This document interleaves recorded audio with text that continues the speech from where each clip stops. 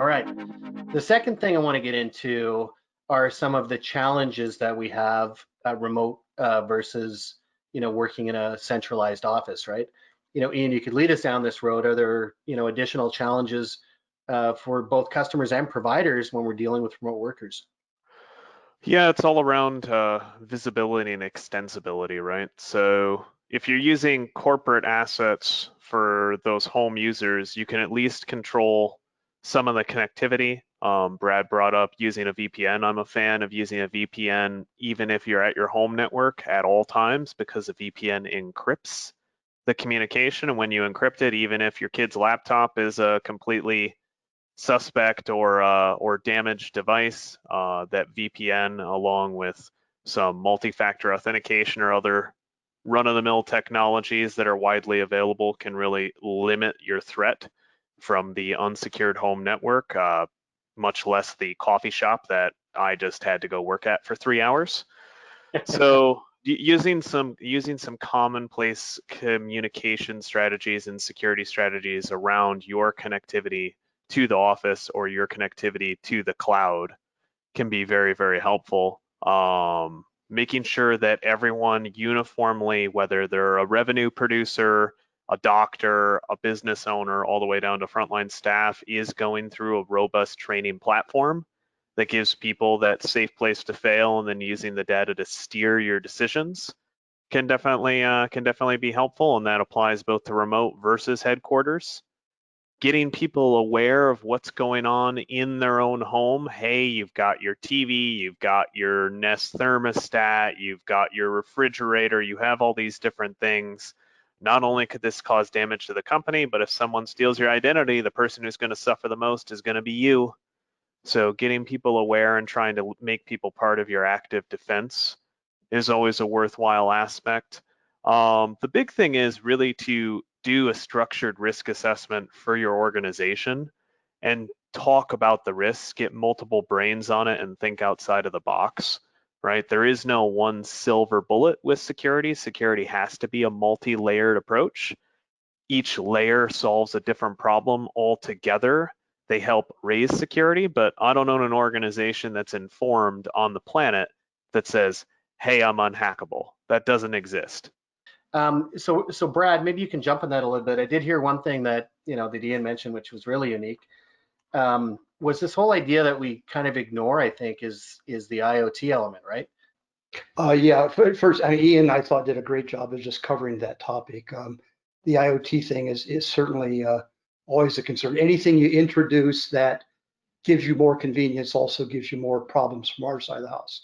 One other point people don't think about a lot is when you do go remote work, like at the coffee shop, make sure the Wi-Fi you're connecting to is legit. I could go into a coffee shop and I see coffee shop and then I see coffee shop guest.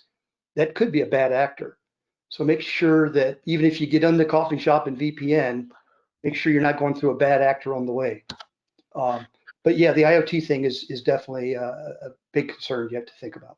Because I do that all the time too. I do have my own personal VPN that I use whenever I'm connecting. How do you view that? Like, do you actually offer them a VPN solution, or for the home workers, is it basically like just use one, at least be using one?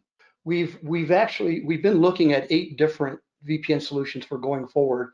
We've been trying to find a good solution that would be always on, because one challenge is you can offer it, but if people are at home and they don't turn it on, it doesn't do us any good.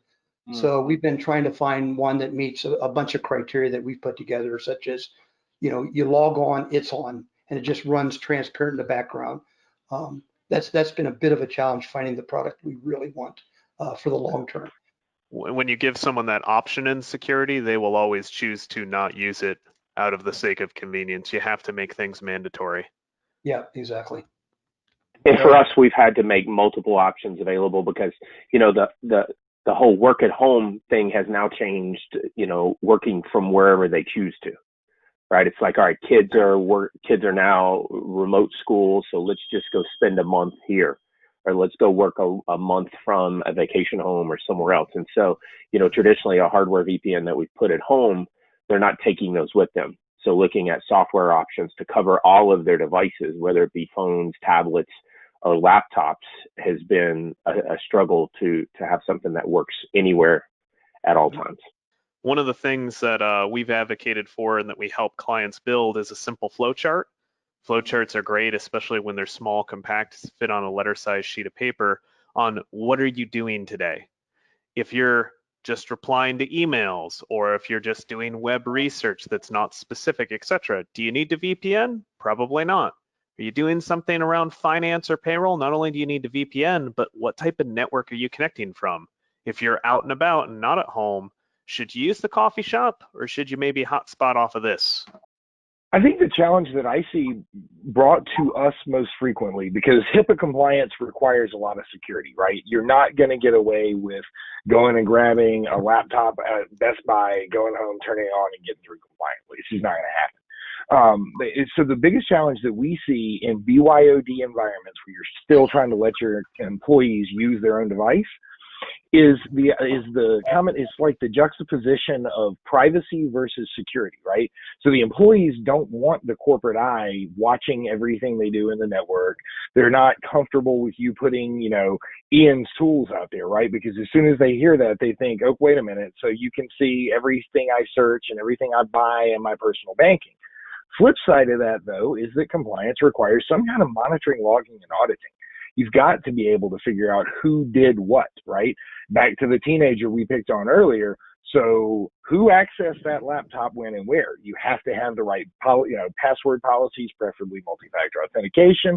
All those things have to happen. So I think the challenge that IT groups, MSPs, everybody really is facing is how do you secure the flag when the flag is at my house and I don't want to let you in here to look around? You know what I mean? It's a tough thing.